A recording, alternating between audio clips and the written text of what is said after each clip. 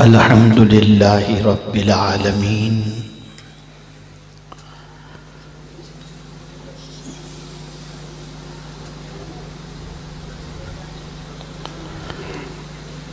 والعاقبۃ للمتقین والصلاة والسلام علی سید الانبیاء والمرسلین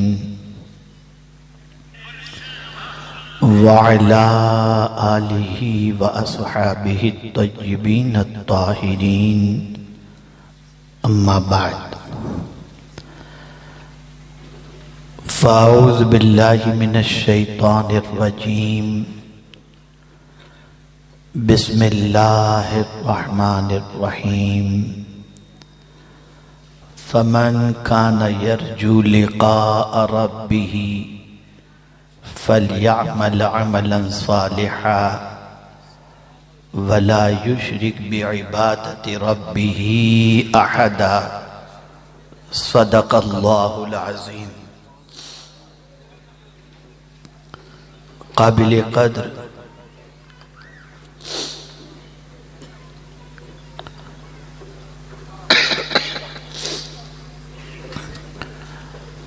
سادات کرام، علماء ذوی الاحترام،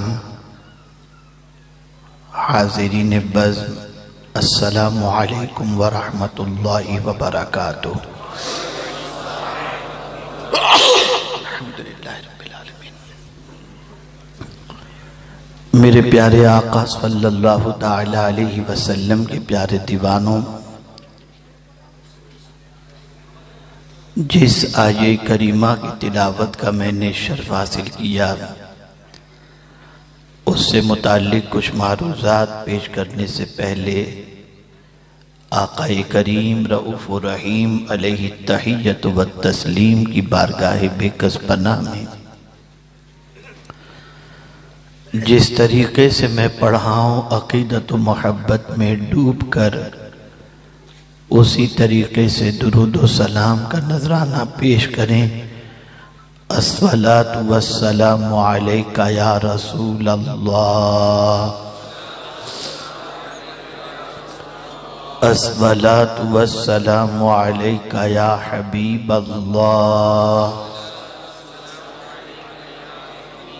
الصلاۃ والسلام علیک یا نبی اللہ، وعلى آلك وأصحابك يا نور اللہ، صلی اللہ تعالی علیہ وسلم۔ ایک ایمان افروز پرمغز اور مدلل خطاب محب گرامی حضرت مولانا سید امین القادری صاحب سے آپ نے سماعت فرمایا۔ ساتھ ہی ساتھ ایک روحانی شخصیت جو اس وقت یہاں پر سید صاحب کے بغل میں جلوہ گر ہیں، ان کی زیارت سے آپ اپنی آنکھوں کو ٹھنڈک بھی پہنچا رہے ہیں، اور علماء ذوی الاحترام کے چہرے کی زیارت سے بھی آپ مشرف ہو رہے ہیں۔ بہت ضروری بات آپ کی سماعتوں کے حوالے کرنے کی غرض سے حاضر آیا ہوں۔ چاہوں گا جتنی دیر بھی آپ بیٹھیں مکمل توجہ اور انہماک کے ساتھ بات کو سمجھنے کی کوشش کریں۔ ایک انسان جو چیز بناتا ہے اس چیز کے بارے میں وہ سب سے زیادہ جانتا ہے۔ آپ نے اگر کوئی چیز بنائی تو آپ اس کے بارے میں زیادہ جانتے ہیں۔ کسی کارخانے والے نے کوئی چیز بنائی، وہ اپنی چیز کے بارے میں زیادہ جانتا ہے۔ اسی طریقے سے ہمیں اللہ نے پیدا فرمایا، وہ ہمارے بارے میں سب سے بہتر جانتا ہے۔ ہمارے حق میں کیا بہتر ہے ہمارے رب سے زیادہ کوئی نہیں جانتا. اور جب ہم یہ کہتے ہیں کہ اللہ ہمارا رب ہے، مالک ہے، خالق ہے، تو پھر اس کی ہر بات کو سچ ماننا یہ ہماری ذمہ داری بن جاتی ہے. اور جہاں اس کی باتوں میں شک پیدا ہوا، تردد پیدا ہوا، کہ بس وہیں سے ہمارے ایمان کے زوال کا سلسلہ شروع ہو جاتا ہے.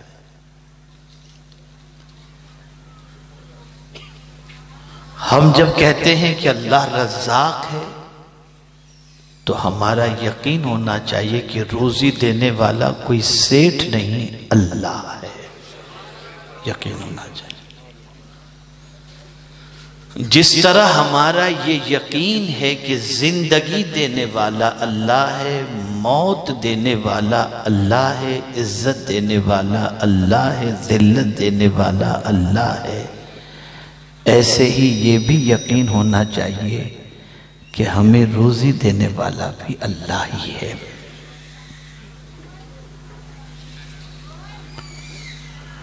میرے پیارے آقا صلی اللہ تعالی علیہ وسلم کے پیارے دیوانوں، آپ سید صاحب کی گفتگو سے متاثر ہوتے ہیں تو آپ کو سید صاحب سے ملنے کی تمنا ہوتی ہے. یہ بزرگ جلوہ گر ہیں، ان کے جد سے فیض آپ نے حاصل کیا، وہ اس دار فانی سے کچھ کر گئے، ان سے محبت ہے تو ان سے ملنے کی تمنا آپ کی ہوتی ہے. ایک بیٹا پردیس کے اندر کام کرتا ہے، تمنا ہوتی ہے 2 سال کے بعد گھر آنے کی، تو فکر ہوتی ہے کہ ماں باپ سے ملوں، اس لیے کہ اس کے دل میں ماں باپ کی محبت ہوتی ہے. بیوی بچوں سے ملنے کی تمنا ہوتی ہے، اس لیے کہ بیوی بچوں سے وہ محبت کرتا ہے.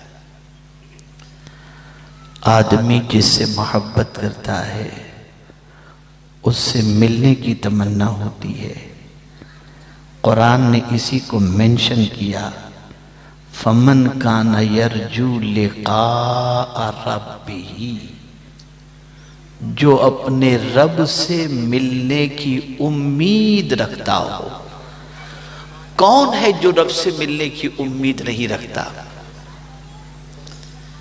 جس نے پیدا کیا اس سے ملنے کی امید نہ ہو، جس نے زندگی دی اس سے ملنے کی امید نہ ہو، جو ہمارا خالق و مالک ہو اس سے ملنے کی امید نہ ہو، جو ہمارا پالن ہار حقیقی ہو اس سے ملنے کی امید نہ ہو، جس نے زمین بنائی اس سے ملنے کی امید نہ ہو، جس نے ماں باپ عطا فرمائے اس سے ملنے کی امید نہ ہو، جو زندگی عطا فرمایا اس سے ملنے کی امید نہ ہو. اور اگر تم امید نہ بھی رکھو تب بھی مر کر تو اس سے ملنا ہے نا. اسی لیے تو کہتے ہو اِنَّا لِلَّهِ وَإِنَّا إِلَيْهِ رَاجِعُونَ، ہم اللہ کے لیے ہیں اور لوٹ کر اسی کی طرف جانے والے ہیں.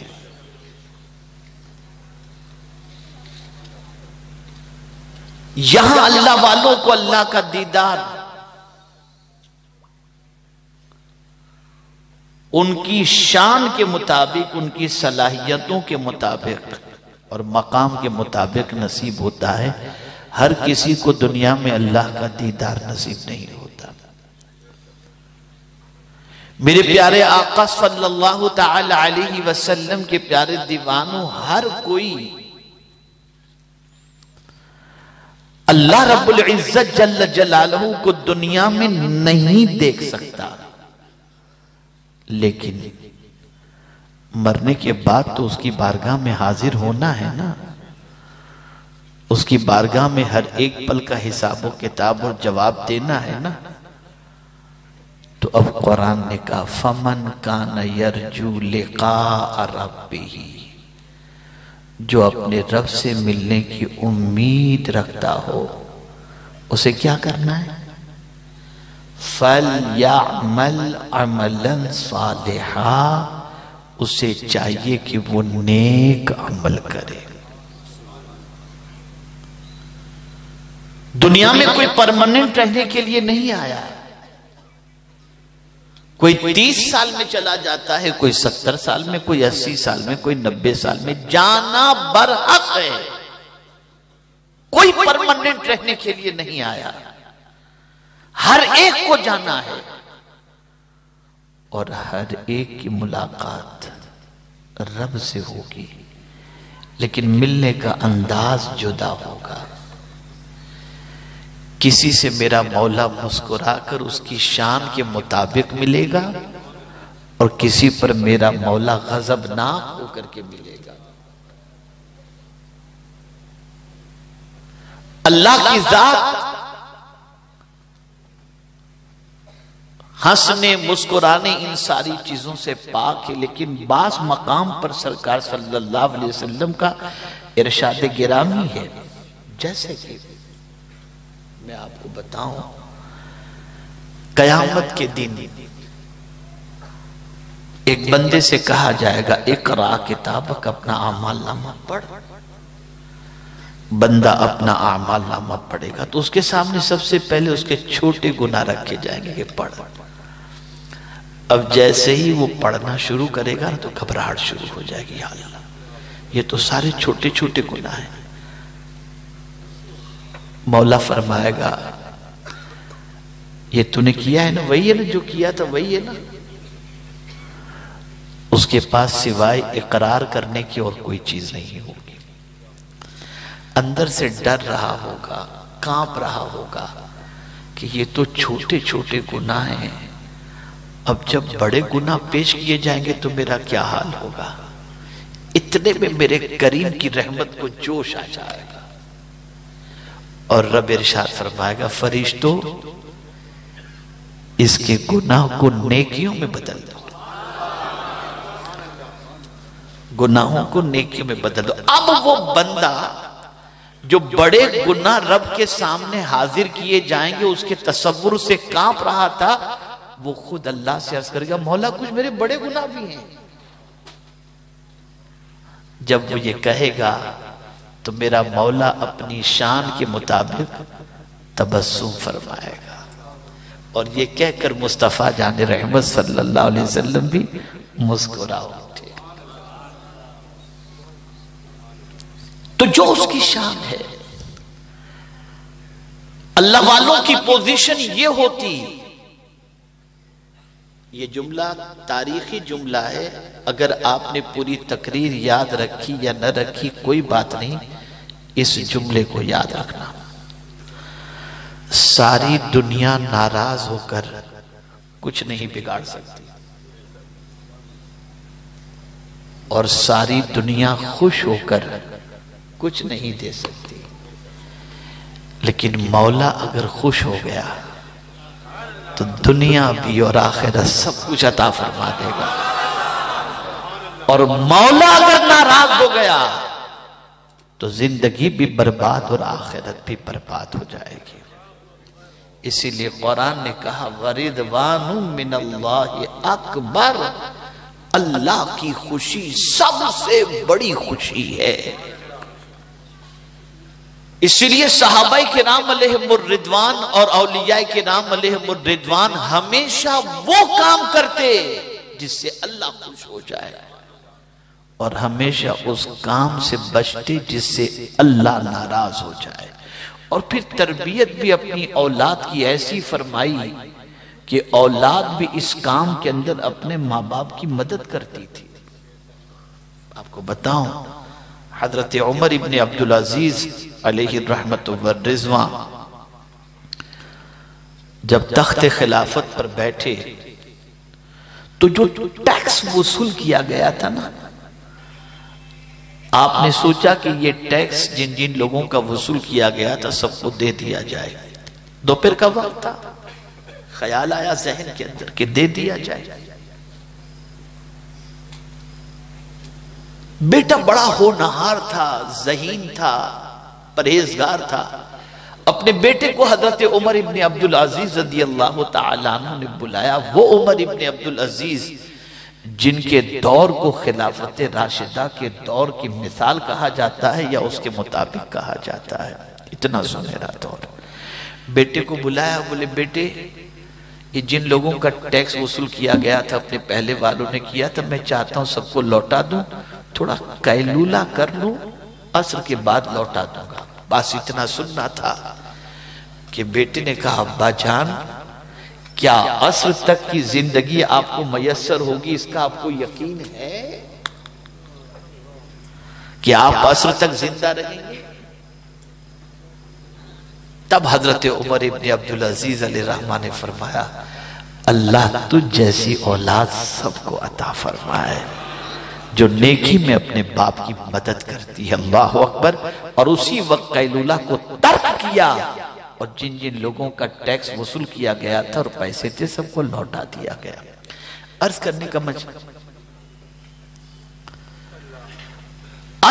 کا منشا یہ ہے, اللہ والے ہمیشہ اللہ کی خوشی چاہتے, اللہ کے رسول صلی اللہ علیہ وسلم کی خوشی چاہتے.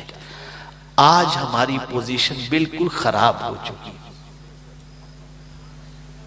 نماز کا وقت ہوگا, نماز پڑھیں گے, یہ سیٹھ صاحب ناراض ہو جائیں گے.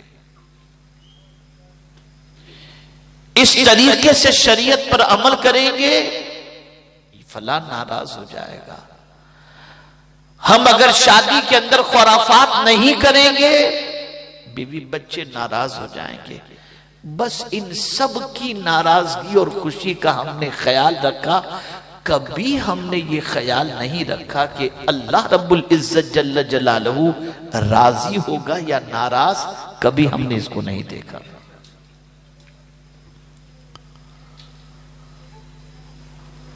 قیامت میں اللہ عز و جل بعض بندوں سے ملے گا اس حال میں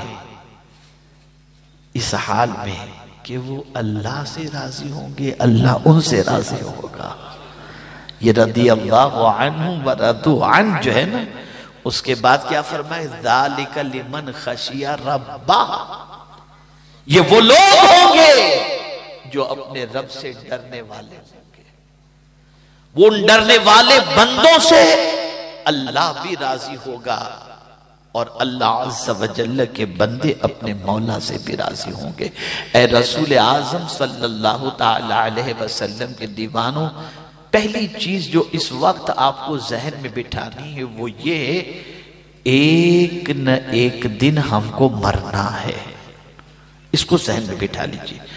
کب مرنا ہے نہیں معلوم, کہاں مرنا ہے نہیں معلوم, اور مرنے کے بعد اپنے رب کی بارگاہ میں حاضر ہونا ہے. اب قرآن کہتا ہے جو اپنے رب سے ملنے کی امید رکھتا ہو فَلْيَعْمَلْ عَمَلًا صَالِحًا, اسے چاہیے کہ وہ نیک عمل کرے. عمل صالح کا پیکر بن جائے, اس کی عبادت بھی اچھی ہو, اس کی معاملاتی زندگی بھی اچھی ہو, اس کے اخلاق بھی اچھے ہوں, اس کی عادتیں بھی اچھی ہوں. جب اس حال کے اندر وہ اس دنیا سے جائے گا تو اس کی شان کیا ہوگی؟ تو یاد رکھیں اس کی شان یہ ہوگی کہ وہ جب رب کی بارگاہ میں جائے گا تو رب میزبان ہوگا اور یہ مہمان بن کر اپنے رب کی بارگاہ میں حاضر ہوگا. یوم نحشر المتقین الی الرحمن وفدا.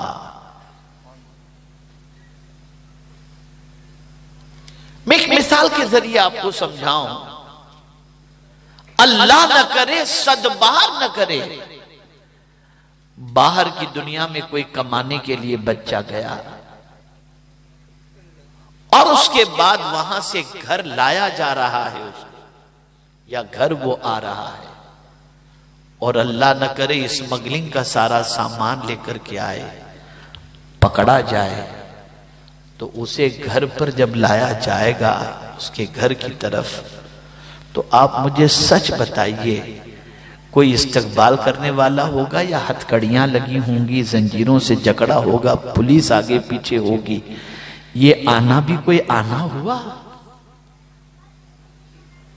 اور اس آنے والے کو دیکھ کر کے ماں کا کلیجہ پھٹ جائے گا، اس سے تو میرا بچہ وہاں ہوتا تو اچھا تھا، باپ کا سینہ چھلنی ہو جائے گا۔ لیکن ایک بچہ آ رہا ہے پردیس سے، بڑی ڈگری لے کر کے آ رہا ہے، کامیاب ہو کر کے آ رہا ہے، کامران ہو کر کے آ رہا ہے، تو ایئرپورٹ پر ماں باپ بھی استقبال کے لیے ہوں گے اور لوگ بھی استقبال کے لیے ہوں گے۔ اب نہ جانے ماں باپ کی خوشی کتنی ہوگی میں بتا نہیں سکتا۔ ماں بھی پھولے نہیں سما رہی ہوگی، باپ بھی پھولے نہیں سما رہا ہوگا۔ یہ دو قسم کے آنے والے ہوئے۔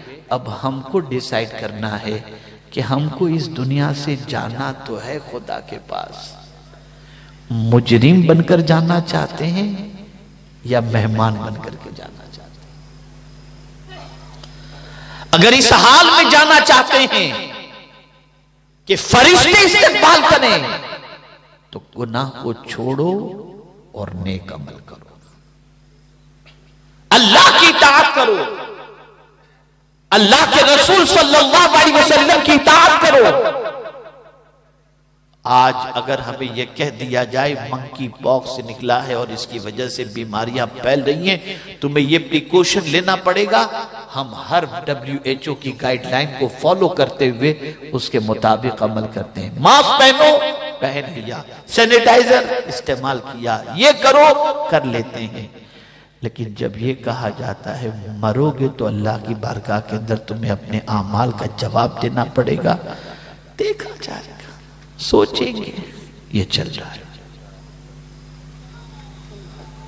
اپنے کریم کی باتوں کا احساس اور ڈر اور خیال ہمارے دل میں قطعی طور پر نہیں ہے۔ جتنا بڑی معذرت کے ساتھ چاہتا ہوں، برا لگے تو مجھے معاف کیجیے گا، جتنا ہلکا آج کا مسلمان اللہ اور اس کے رسول کے ارشاد کو لیتا ہے، اتنا کسی اور کے ارشاد کو نہیں لیتا، بالکل کوئی اہمیت ہی معاذ اللہ نہیں دیتا۔ اور اگر اہمیت دیتا ہوتا تو خطیب جمعہ کو خطاب کرتے ہیں، مقررین جلسوں میں خطاب کرتے ہیں، آپ کی زندگی بدل جانی چاہیے تھی، لیکن آپ کو اللہ اور اس کے رسول کی باتوں کا کوئی احساس بھی نہیں، اہمیت بھی نہیں۔ وہی گناہ کرنا، وہی نمازیں چھوڑنا، وہی بے حیائی کرنا، وہی برائیاں کرنا، وہی بدکرداری کرنا، وہی آوارہ گردی کرنا، کوئی احساس نہیں۔ اگر کہا جائے گانے سنو گے تو جہنم کی آگ کا سیسا، جہنم کا سیسا پگھلا کر تمہارے کانوں میں ڈالا جائے گا، کوئی فرق نہیں پڑتا، وہی گانے سننے میں گاڑی میں لگے ہیں مست۔ آنکھوں سے غیر محرم کو دیکھو گے، جہنم کی آنکھ کی سلاخیں ڈالی جائیں گی، کوئی فرق نہیں پڑتا، ڈھانکتے ڈھانکتے ڈھانکتے بس گھوم رہے۔ ہم نے اللہ اور اس کے رسول کی باتوں کو کوئی اہمیت نہیں دی، کوئی مقام نہیں دیا، اس لیے ہم بے وقات ہو گئے، بے جگہ ہو گئے، کنکر کی طرح لوگ ہمیں دھکا مار رہے ہیں، پھینک رہے ہیں، ہماری کوئی ویلیو نہیں رہ گئی۔ مانتے ہو جب اللہ کو، مانتے ہو جب اللہ کے رسول صلی اللہ علیہ وسلم کو، تو پھر قرآن پر عمل کیوں نہیں کرتے؟ کیوں اللہ اور اس کے رسول جل جلالہ و صلی اللہ علیہ وسلم کی باتوں کو اہمیت نہیں دیتے؟ قرآن کہتا ہے فَمَنْ كَانَ يَرْجُو لِقَاءَ رَبِّهِ فَلْيَعْمَلْ عَمَلًا صَالِحًا۔ نیک عمل کرو، نیک عمل کرو، عبادات میں پرفیکٹ ہو جاؤ، معاملات کے اندر پرفیکٹ ہو جاؤ، تمہارے اخلاق اچھے ہوں۔ آج آپ دیکھیں بات کرنے سے لے کر چلنے پھرنے تک اور جلسوں میں آنے سے لے کر جلسوں سے جانے تک کہیں کوئی ڈسپلین نام کی چیز ہمیں نظر ہی نہیں آتی۔ عمل صالح تین چیزوں کے مجموعے کا نام ہے، عبادات، معاملات اور اخلاق۔ جب کسی بندے مومن کے اندر یہ تین چیزیں پیدا ہو جائیں کہ وہ عبادات میں بھی پرفیکٹ ہو، معاملات میں بھی پرفیکٹ ہو اور اخلاق میں بھی پرفیکٹ ہو، پوری دنیا مل کر اس کی زندگی کو برباد کرنا چاہے تو مولا فرماتا ہے میں اسے اچھی زندگی عطا کروں گا، میں اچھی زندگی عطا کروں گا، اور سن لو ہوگا وہی جو میرا مولا چاہے گا۔ من عمل صالحا من ذکر او انثى وهو مؤمن فلنحيينه حیاتا طیبہ۔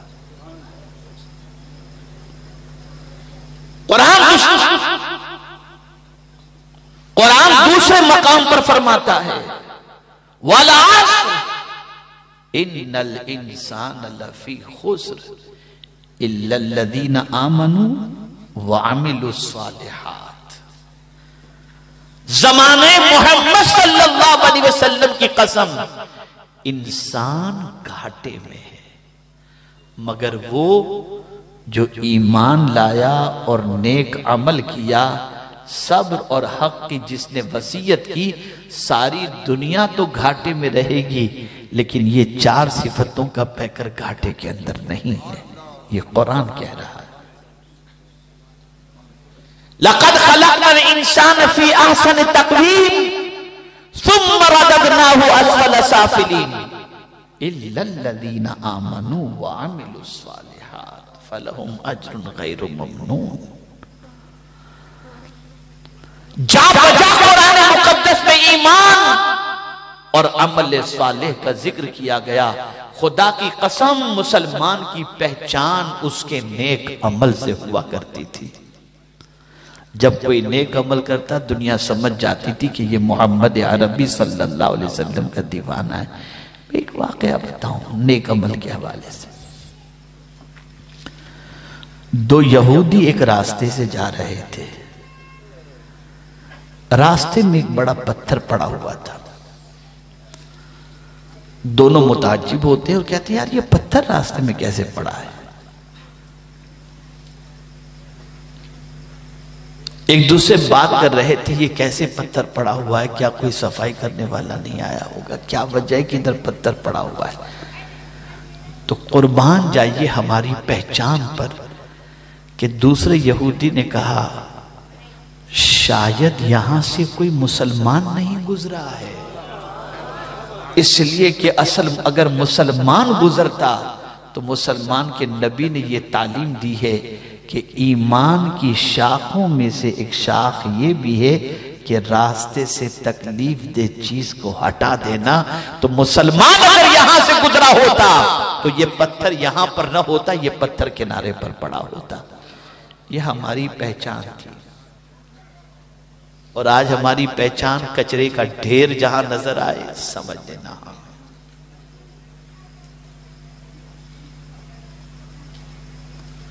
یہ ہماری پہچان، گالی گلوچ ہماری پہچان، مال کھا جانا لوگوں کا یہ پہچان، وعدہ خلافی کرنا یہ پہچان، آوارہ گردی کرنا پہچان۔ ذرا اپنی پہچان کو تلاش کرو کہ کس وجہ سے کیا پہچان ہے ہماری۔ ہم ہماری پہچان بھول گئے، فراموش کر دیے۔ بدلو مسلمانوں اپنے آپ کو، اللہ پر یقین رکھتے ہو تو اللہ کی بات مانو نا۔ اب لوگ اللہ کی بات کیوں نہیں مانتے؟ ایک بڑی پتے کی بات میں آپ کو بتاتا ہوں کیوں نہیں مانتے، وجہ کیا ہے؟ وجہ یہ کہ جنت نظر نہیں آتی، دوزخ نظر نہیں آتی، نہیں مانتے۔ اگر جنت نظر آ جائے تو مانیں گے، دوزخ نظر آ جائے تو مانیں گے، اس لیے ہلکے سے لیتے ہیں جنت اور دوزخ۔ ارے یار ہوگا، دیکھا جائے گا، مرنے کے بعد سوچیں گے، دیکھا جائے گا، یہ سب۔ اب اس کو میں تھوڑا سا سمجھا دوں تاکہ شاید اچھی طریقے سے بات سمجھ میں آ جائے۔ ایک بڑی مچھلی تالاب میں، بچوں کو ذرا چپ کرائیے وہاں پر، ایک مرتبہ درود شریف پڑھنے میں۔ اللہم صلی علی سیدنا و مولانا محمد معدن الجود والکرم وآلہ وصحبہ وبارک وسلم۔ ایک بڑی مچھلی تالاب کی چھوٹی مچھلی سے کہتی ہے کہ دیکھ، اگر تجھے کہیں تالاب کے اندر گوشت کا ٹکڑا نظر آئے نا، فوراً اس کو کھانے کے لیے مت بڑھنا، فوراً اس کو کھانے کے لیے مت بڑھنا، اس لیے کہ یہ کانٹے کے اندر گوشت کو جو ہے نا لگایا ہوا ہوتا ہے، اور جو کانٹا ہوتا ہے نا وہ دھاگے سے بندھا ہوا ہوتا ہے، اور دھاگا جو ہوتا ہے نا وہ شکاری کے ہاتھ میں ہوتا ہے۔ تو کھانے جائے گی نا تو فوراً کانٹے میں پھنس جائے گی، شکاری کا شکار ہو جائے گی، پھر تجھے معلوم ہے کیا ہوگا؟ پھر تجھے لے جا کر مارکیٹ میں بیچا جائے گا، پھر تجھے کاٹا جائے گا، مرچ مسالے لگائے جائیں گے، اور پھر لوگ مزے سے کھائیں گے۔ اب وہ چھوٹی سی مچھلی پورے تالاب میں گھومتی ہے، نہ اسے کوئی کانٹا دکھائی دیتا ہے، نہ دھاگا دکھائی دیتا ہے، نہ مرچی نظر آتی ہے، نہ مسالہ نظر آتا ہے، نہ شکاری نظر آتا ہے۔ جب کچھ بھی نظر نہیں آتا تو کہہ دیتے خالی بس یوں ہی بات کر رہی ہے۔ اس میں اچانک گوشت کے ٹکڑے والا ایک کانٹا دکھائی دیتا ہے، بھوک لگی، چل پڑی اس کی طرف، جیسے گئی کانٹے نے پکڑ لیا، باہر آئی، شکاری نے اپنے قبضے میں کر لیا۔ جب اسے کاٹا گیا، مرچ مسالہ لگایا گیا تو اسے پتا چلا اور محسوس ہوا، میں تو سمجھتی تھی کہ خالی یہ باتیں ہی باتیں ہیں، مجھے تو کچھ نظر نہیں آتا، لیکن میں نے بڑی مچھلی کی بات مان لی ہوتی تو آج میرا یہ انجام نہ ہوتا۔ اسی کو ایک بہت بڑے جو ہے وہ دانشور نے لکھا ہے، اس نے بڑے اچھے انداز سے، کہ حضور صلی اللہ علیہ وسلم نے سب کچھ ہمیں بتا دیا کہ دیکھو یہ کرو گے تو انجام یہ ہوگا، یہ کرو گے تو انجام یہ ہوگا، یہ کرو گے تو انجام یہ ہوگا، لیکن آدمی کو نظر نہیں آتا، اس لیے سوچا ہمیں تو کچھ ایسا نظر نہیں آتا۔ تیری آنکھ کتنی اور تیری بات کتنی، ذرا یہ تو دیکھ، خبر دینے والا وہ ہے جس کی نگاہوں سے خدا بھی نہیں چھپا، اس نے تجھے خبر دی، اس رسول نے تجھے بتایا ہے، اور تجھے اپنے رسول کی باتوں کا خیال نہیں، اس کا لحاظ نہیں۔ کیوں نیکی نہیں کر رہے ہو؟ کیوں دامن کو گناہوں سے نہیں بچا رہے ہو؟ کیا موت کا آہنی پنجہ جب کسی کی طرف بڑھے گا تو کسی میں طاقت ہے کہ اس کو پلٹا دے؟ نہیں۔ حضرت ابراہیم ابن ادہم رحمت اللہ تعالی علیہ کے پاس ایک شخص آیا اور عرض کرتا ہے کہ میں گناہ چھوڑنا چاہتا ہوں لیکن چھوڑ نہیں پاتا، حضرت کچھ مجھے بتائیں کیسے میں گناہ چھوڑوں؟ کہا ٹھیک ہے اگر تو گناہ کرنا ہے، اور اس نے کہا کہ مجھے گناہ کی اجازت بھی دے دی جائے تاکہ میں گناہ کروں۔ اللہ اکبر۔ ارشاد فرماتے ہیں بندے، جب تیرے دل میں اللہ کی نافرمانی یا گناہ کا خیال آئے، اسی وقت یہ بھی خیال کر لینا کہ میں اللہ کا رزق نہیں کھاؤں گا۔ اس نے کہا اللہ کا رزق نہیں کھاؤں گا تو روزی دینے والا تو وہی ہے،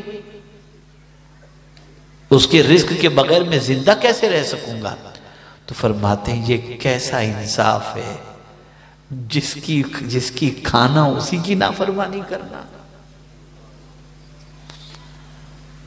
اس نے کہا اچھا ٹھیک ہے اور کوئی بات بتائیں؟ کہ جب تیرا دل گناہ کرنے کا چاہے تو اللہ کی زمین سے نکل کر کہیں اور جا کر کے گناہ کر۔ اس نے کہا ساری زمین تو اللہ ہی کی ہے، کوئی اور زمین تو ہے نہیں جہاں جا کر میں گناہ کر سکوں۔ تو کہا اس کی زمین سے فائدہ اٹھا اور اسی کی زمین پر تو گناہ کر۔ کہا حضور اور کچھ فرمائیں۔ ارشاد فرماتے ہیں کہ جب روح قبض کرنے والا فرشتہ تیرے پاس آئے تو اس سے کہہ دینا تھوڑی سی مہلت دے دے، میں توبہ کر لوں، بعد میں تو میری روح قبض کرنا۔ وہ بولے وہ کس کی سننے والا ہے؟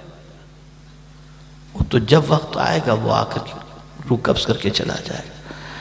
کہ جس کی کچھ نہ چلتی ہو، جس کے ساتھ ایسے معاملات ہوں، اس کے بعد بھی وہ گناہ کے بارے میں سوچے۔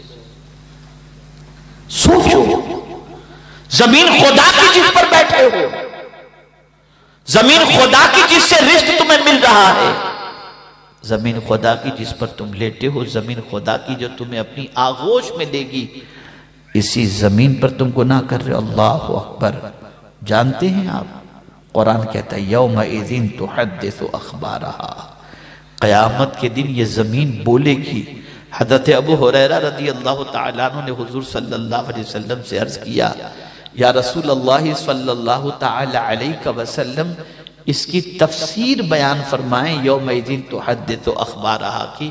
تو سرکار صلی اللہ علیہ وسلم فرماتے ہیں، زمین پر جو گناہ کرے گا زمین اس کے خلاف گواہی دے گی، اور زمین پر جو نیکی کرے گا زمین اس کے حق میں گواہی دے گی۔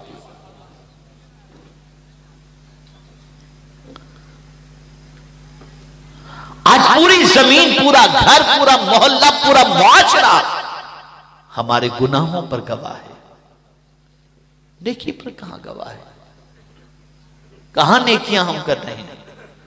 راہ چلتے ہوئے گانے گنگناتے ہوئے، آوارہ گردی کرتے ہوئے، زبان پر نہ ذکر ہے، نہ اذکار ہے، نہ درود ہے، نہ سلام ہے، کچھ بھی نہیں۔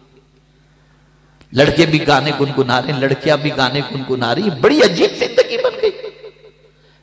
اس طریقے سے رہتے ہیں اور موج مستی کرتے ہیں جیسے خدا کو جواب دینے کا معاملہ ہی نہ ہو۔ وہ لے گا اور پل پل کا حساب لے گا، اس کو جواب دینا ہے۔ اس کی بارگاہ کے اندر کیے ہوئے گناہ اور کیے ہوئے نیکیوں کے بارے کے اندر ساری چیزیں پیش کی جائیں گی۔ میرے پیارے آقا صلی اللہ علیہ وسلم کے پیارے دیوانوں، بڑا دعویٰ کرتے ہیں ہم حضور صلی اللہ علیہ وسلم سے محبت کا۔ جانتے ہو ہمارے اعمال ہفتے میں 2 مرتبہ حضور کے سامنے پیش کیے جاتے ہیں، اور جب آقا کریم صلی اللہ علیہ وسلم اپنی امت کی نیکیوں کو دیکھتے ہیں تو خوش ہو جاتے ہیں، اور جب گناہ دیکھتے ہیں تو اللہ کی بارگاہ میں دعا کرتے ہیں، اللہ میری امت پر کرم فرما، میری امت پر کرم فرما۔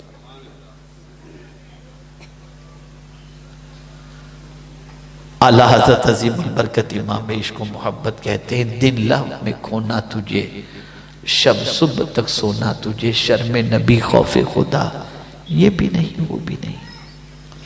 حضور کا بھی کوئی لحاظ نہیں، جی بھر کر گناہ ہو رہا ہے، جی بھر کر آوارہ گردی ہو رہی ہے۔ اے رسول اعظم صلی اللہ علیہ وسلم کے دیوانوں، ہمیں رب کی بارگاہ میں حاضر ہونا ہے، تو قرآن کہتا ہے اچھے کام کرو، نیک عمل کرو۔ جب نیک عمل کرو گے نا تو اللہ کی بارگاہ میں جب تم پہنچو گے نہ تمہیں شرمندگی ہوگی، نہ مولا ناراض ہوگا، بلکہ اس حال میں پہنچو گے کہ اللہ تم سے راضی ہوگا۔ سب کی خوشی کا تم نے خیال کیا، جملوں کو نوٹ کریں، سب کی خوشی کا خیال کیا، تمہیں خوشی نہ ملی، لیکن جو اللہ اور اس کے رسول کی خوشی کا خیال کرے اسے یہاں بھی خوشی ملتی ہے اور وہاں بھی خوشی نصیب ہو جائے گی، دونوں جہاں میں خوشی نصیب۔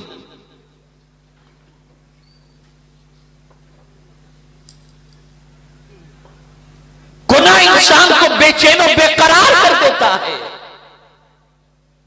اور گناہوں کی سزا برداشت کرنے کی طاقت کسی انسان کے اندر نہیں ہے۔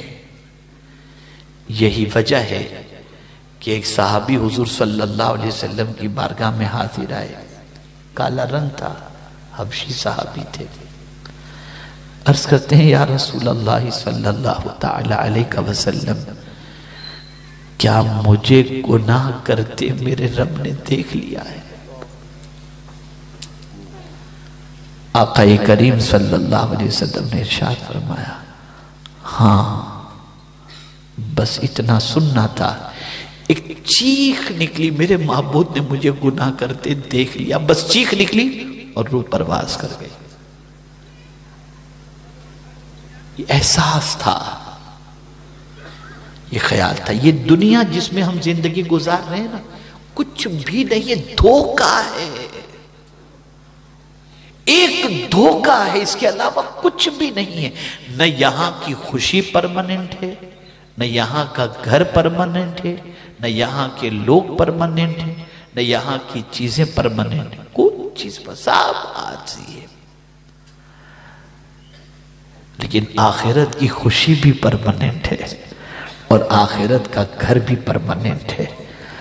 ایک صاحب نے بنگلہ بنایا، بڑا خوبصورت، بڑا دیدہ زیب، لوگوں کو دعوت دی، لوگ آتے گئے، بنگلہ دیکھیں کیا کلر ہے، کیا فریج ہے، کیا فرنیچر ہے، کیا ڈیکوریشن ہے، کیا جو ہے پردے ہیں، خوب تعریف کرنے لگے۔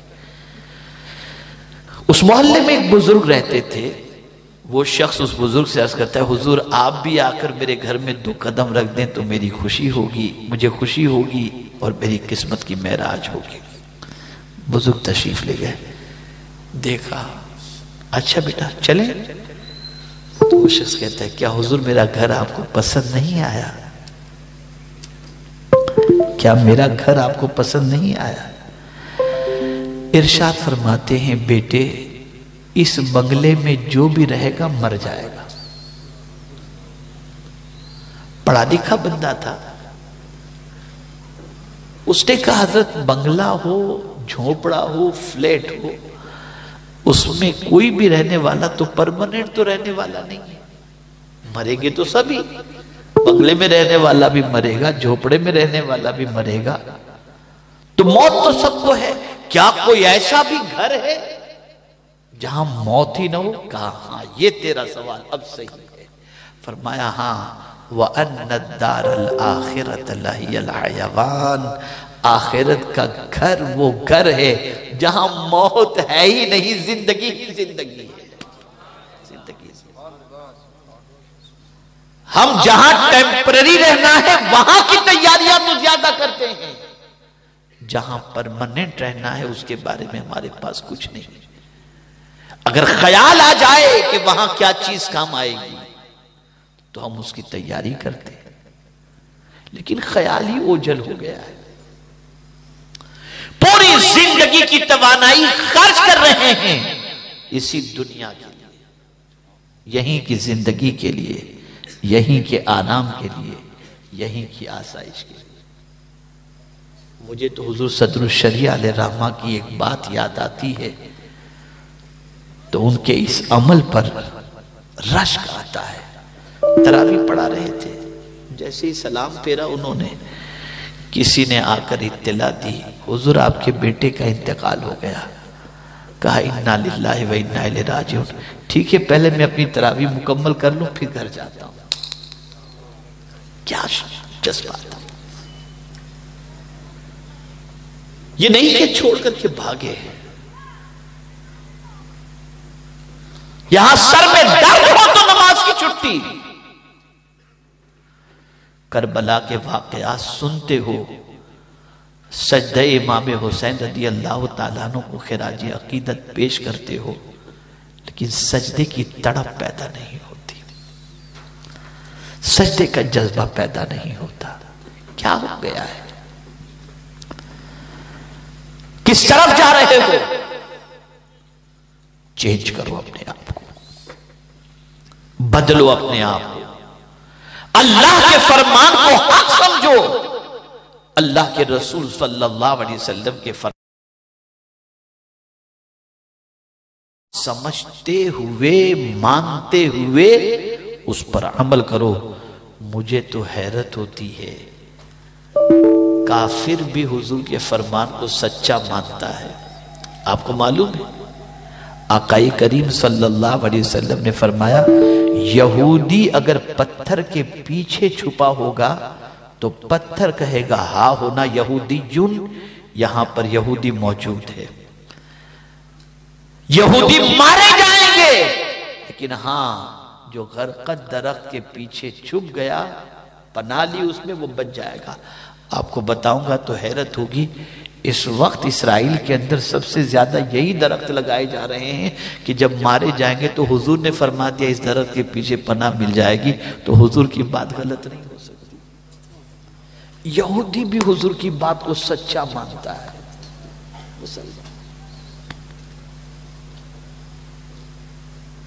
ہوگا، دیکھا جائے گا، سوچیں گے۔ کسی سے کوئی درود شریف پڑھو تمہاری پریشانی، بہت زمانے سے پڑھ رہا ہوں، اور کوئی چیز بتائیے، یہی حال ہو چکا ہے۔ ڈے بائی ڈے ایمان کمزور سے کمزور ترین ہوتا جا رہا ہے۔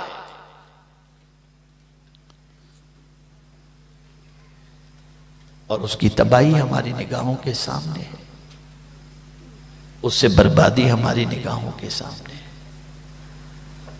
تو بدلو اپنی سوچ کو، بدلو اپنے افکار و نظریات کو۔ ایک چیز ذہن کے اندر رکھو، ہم یہاں پرماننٹ رہنے کے لیے نہیں آئے، اللہ سے ہماری ملاقات ہوگی، اس حال میں ملاقات ہو کہ مولا ہم سے راضی ہو، اور اس کو راضی کرنا ہے تو کیا کرو؟ نیک عمل کرو۔ کیا کرو؟ بولیے، نیک عمل کرو، گناہوں سے بچو اور نیک عمل کرو۔ جب گناہوں سے بچو گے اور نیک عمل کرو گے تو پھر پروردگار جل جلالہ راضی ہو جائے گا۔ اسی لیے سیدنا صدیق اکبر رضی اللہ تعالیٰ عنہ دعا کرتے تھے، اس لیے کہ اعتبار خاتمے کا ہے نا، زندگی بھر آدمی نیکی کرے، آخر میں کوئی ایسی لغزش ہو گئی جس کی وجہ سے پروردگار جل جلالہ کے عذاب کا شکار ہو جائے تو اس کی زندگی کی ساری عبادتیں تو ختم، تو خاتمے کا اعتبار ہے۔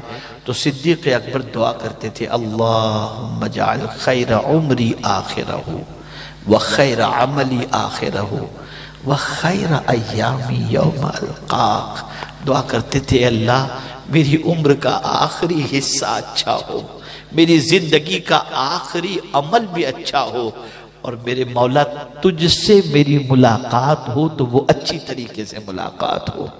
یہ دعا صدیق اکبر رضی اللہ تعالیٰ عنہ کیا کرتے تھے۔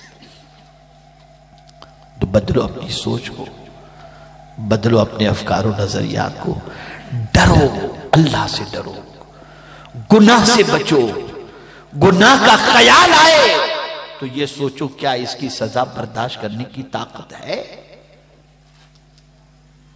جب میرے پیارے آقا صلی اللہ علیہ وسلم کے پیارے دیوانوں یہ کیفیت پیدا ہوگی نا تو پھر چٹائی پر بھی نیند آئے گی اور سکون کی زندگی گزرے گی، اللہ بھی راضی ہوگا اور اس کے رسول صلی اللہ تعالی علیہ وسلم کی بھی خوشنودی حاصل ہوگی۔ اب یہاں تو ملاقات کی بات ہو گئی۔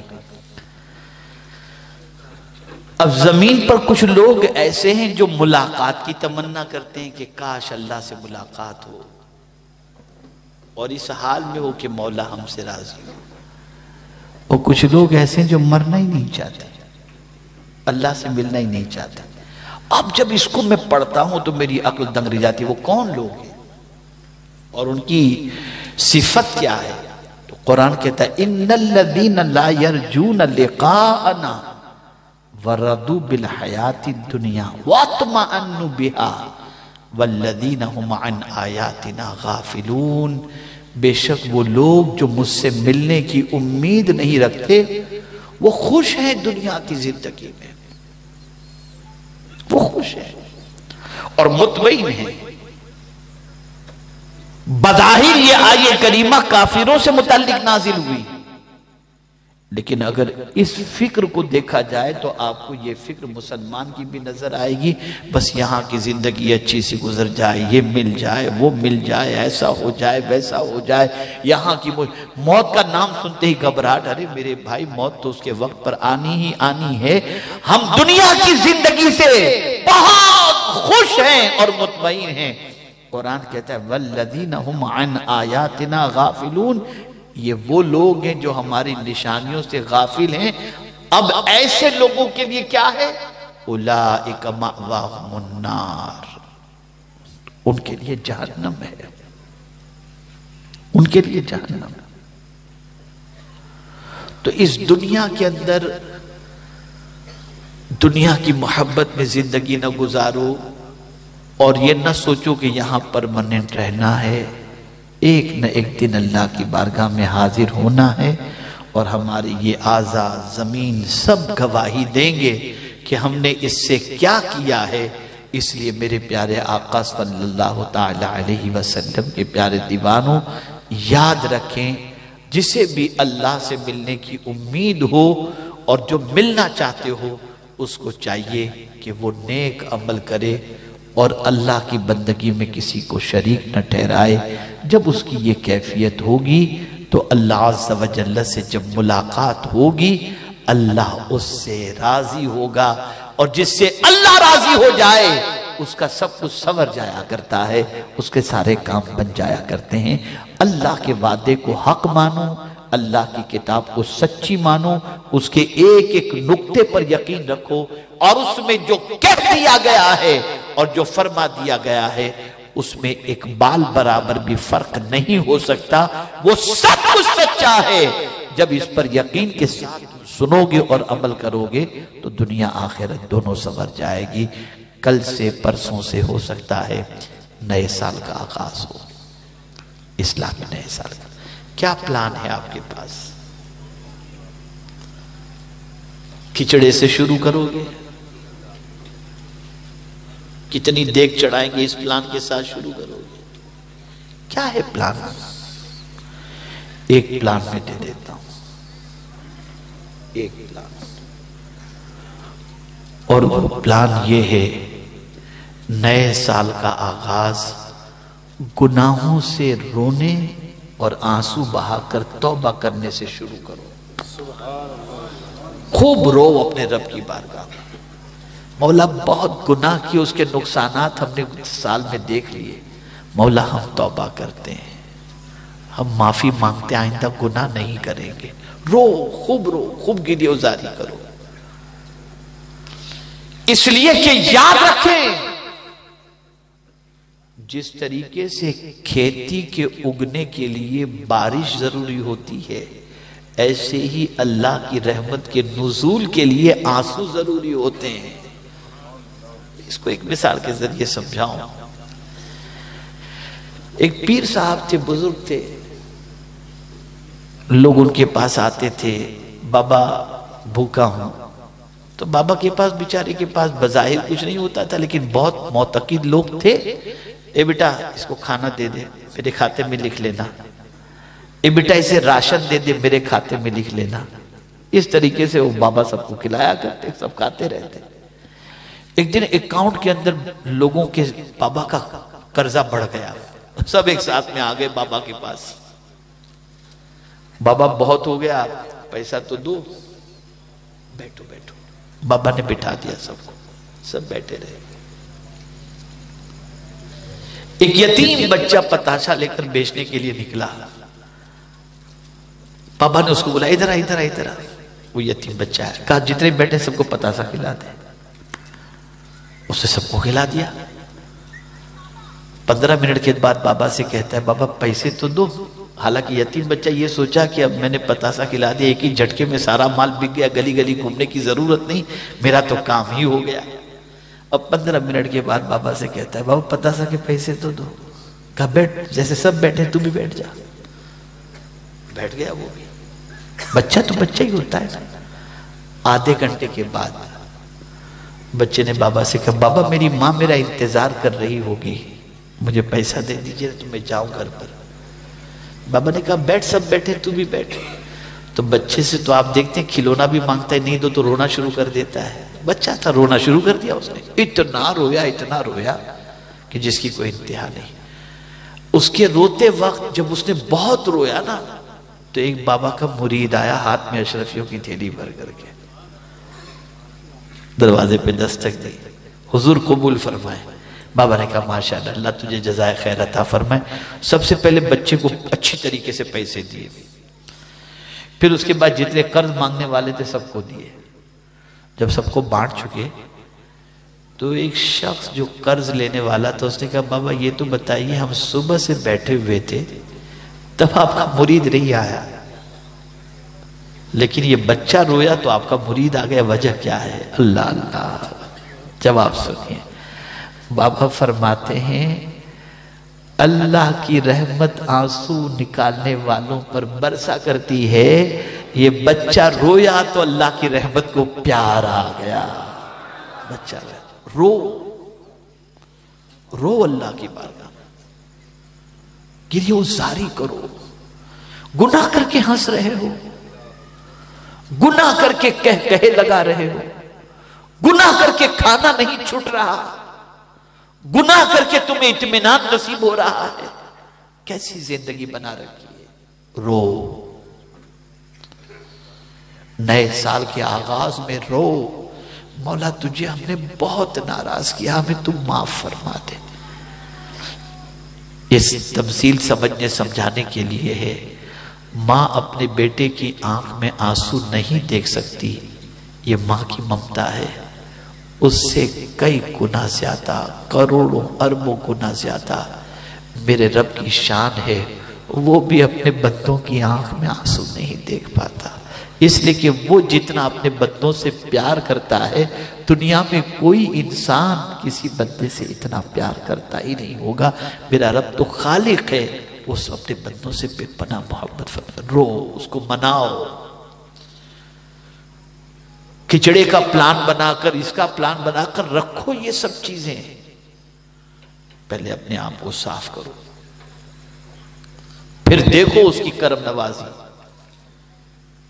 میں یہ نہیں کہتا کہ آپ نیاز وغیرہ کا اور کھچڑے کا اہتمام نہ کرو، یہ ناجائز ہے، حرام، یہ نہیں کہتا، لیکن جو کرنا ہے وہ کرو، توبہ کرو، معافی مانگو اور دعا کرو، اے اللہ کردار حسین کا صدقہ عطا فرما دے۔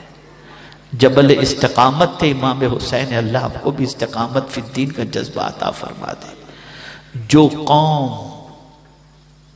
بڑی معذرت کے ساتھ، جو قوم امام حسین کی شہادت کے واقعے کو سن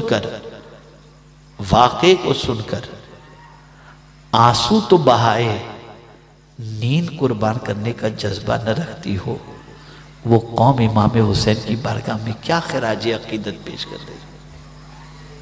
بدلو،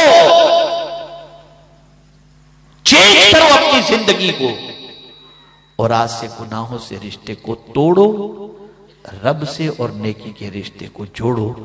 اللہ تعالیٰ آقا کریم رؤوف رحیم علیہ تحیت و تسلیم کے صدقہ و طفیل ہمارے مناب بھائی کے والد یا والدہ، والد، ان کے والد کے ایصال ثواب سے متعلق انہوں نے یہ محفل سجائی جس میں ہم اور آپ حاضر آئے، اسی لیے میں نے تھوڑی سی یہ بات اللہ سے ملنے کے حوالے سے کہی۔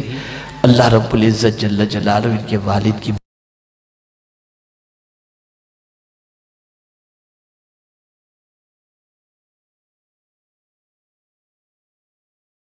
توفیق عطا فرمائے، جس سے اللہ بھی راضی ہو جائے اور اس کے رسول صلی اللہ علیہ وسلم بھی راضی ہو جائیں۔